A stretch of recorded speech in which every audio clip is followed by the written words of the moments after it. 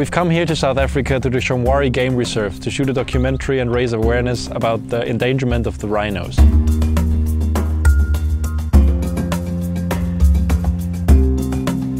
We use a Sony FS7 for the general documentary shots, we use a Red Dragon for special shots, two A7Ss for gimbal work and also the behind the scenes, and last but not least a Phantom Flex 4K for ultra slow motion shots.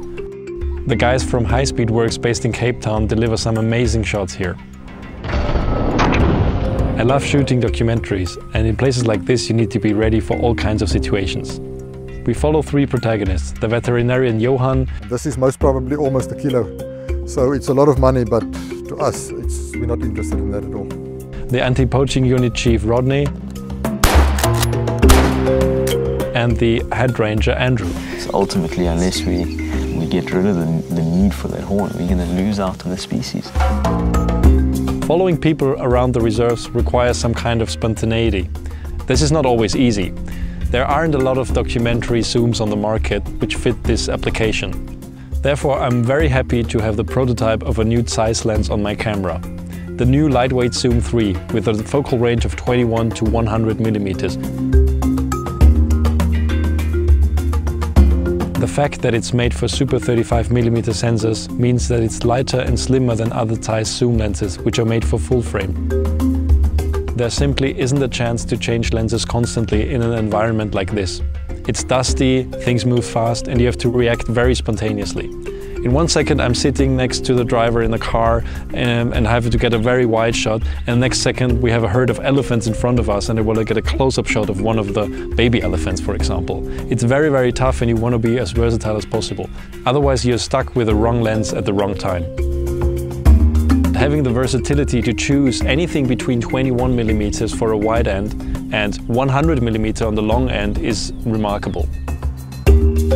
If you look at the market, there aren't very many documentary zooms for super 35mm cameras out there, simply because they are very hard to make.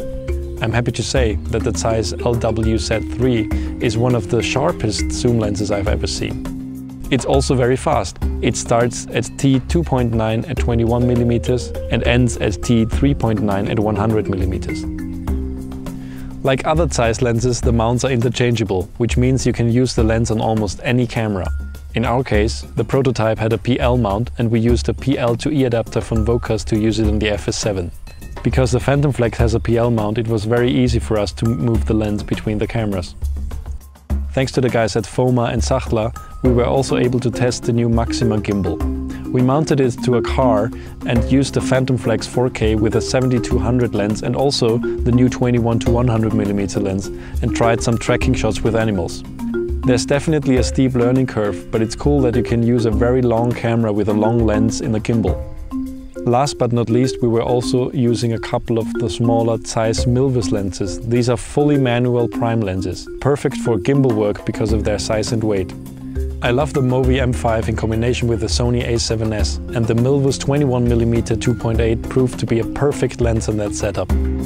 This production has been an incredible adventure for me, and I'm very, very happy with what we were able to get in such a short amount of time.